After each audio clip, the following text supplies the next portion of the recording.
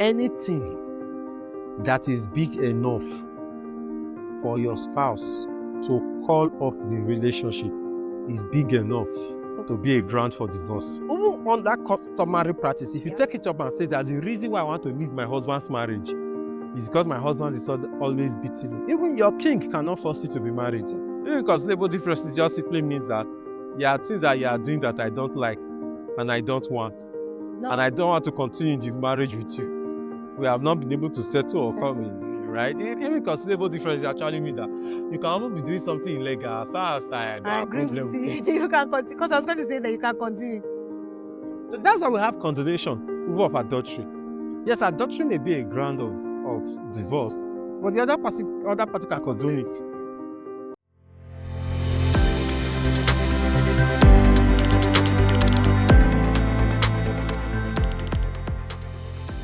Hello and welcome. My name is Adenike Yarikwa and I'm your host. This is a continuation of an extensive 2-hour conversation on various issues relating to marriage, which we have now broken down into multiple parts. You can start by either listening to this episode or other previous episodes to enjoy the full conversation.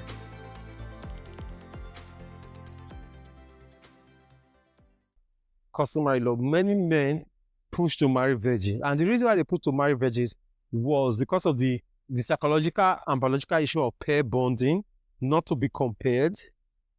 The idea of pair bonding, the issue of paternity fraud.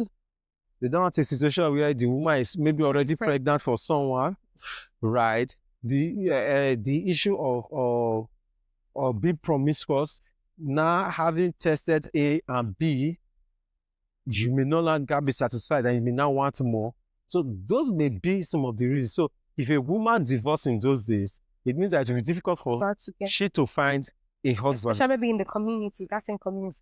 And she would want... Most of the time, she may find a husband who will want her as a second wife, not as a first wife. Well, you get it now because of these traditional practices. So there was this sense of staying once you get it. And she did not have economic power. Economic power in the sense that if she left her marriage, she usually needed to go back to her father's house to be able to rest under the economic power of her father. And now most men will not want their daughters back.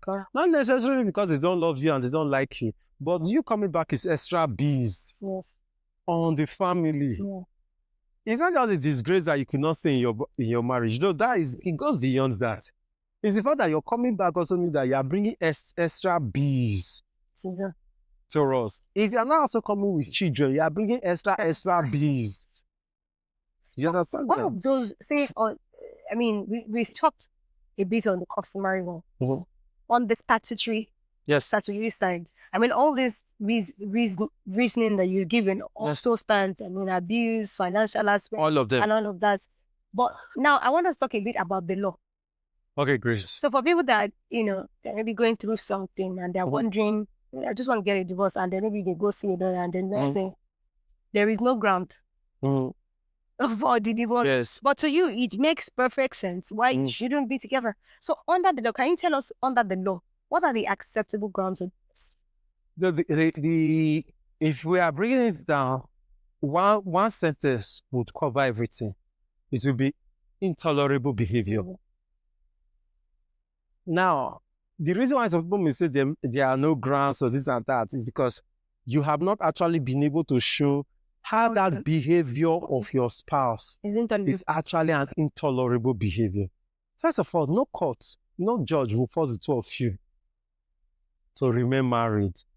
But then you still have the responsibility to prove intolerable behavior. I have a particular matter in court now that is still in court, that on the day of trial, after the petitioner has spoken, the court said, you have not been able to show me and explain to me that bad thing this woman did, and for the respondent who is the woman, that bad thing this woman did for you to say you want to divorce her.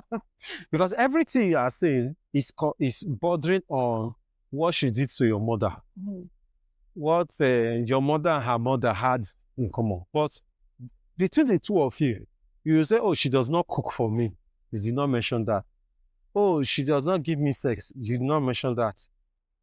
she's always abusing me, and she's always saying these are the kind of things that she has said. You did not mention that.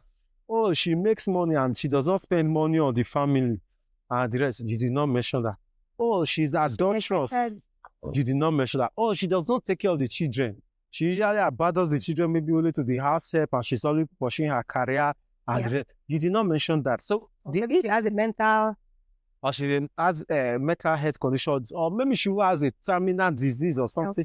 You did not mention that. So if we are looking at intolerable behavior, of course, the act, that's for people who statutory marriages, right? For those who are statutory marriage, section 15, and the rest of the MCA will give you the grounds for the divorce, right? And tells you that, okay, it goes further to break down what this intolerable behavior and what these irreconcilable differences are. But it is not, how will I say it? It is not fixed. Cast in stone means that the law is also open to several intolerable behavior that may not be listed there. Do you understand that? For example, now, listed there now in section 50 of the MCA, Matrimonial Causes Act, we don't have addiction to screen, or maybe addiction to gambling and gaming. Yeah. It will not be clearly spelled out there. Because it wasn't a thing when the law was enacted. You get it, understand? But today, you understand, adultery may be listed.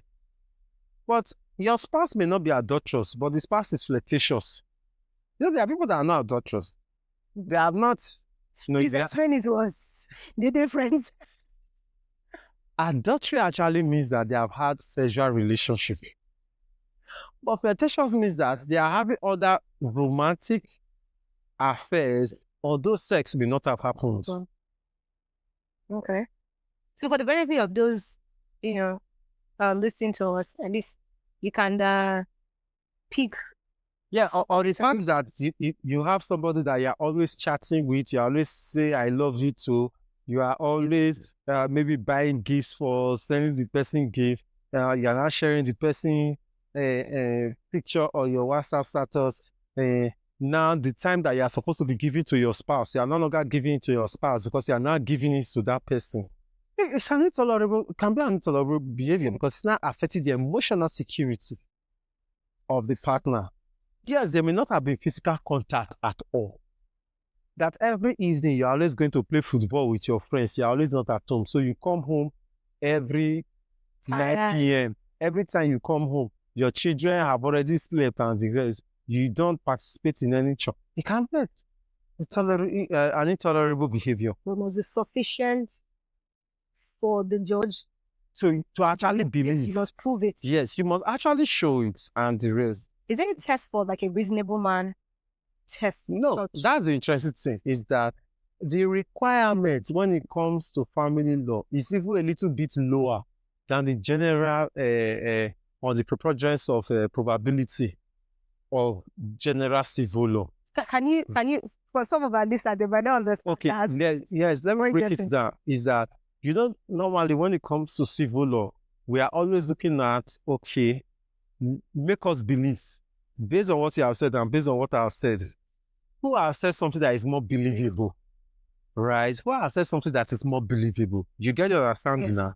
Now, when it comes to criminal law, for example, no, it is not who have said something that is more believable. It is who have said something that is believable. Doubt, yes. Right? You have actually cleared all my doubt, and I'm not having any doubt.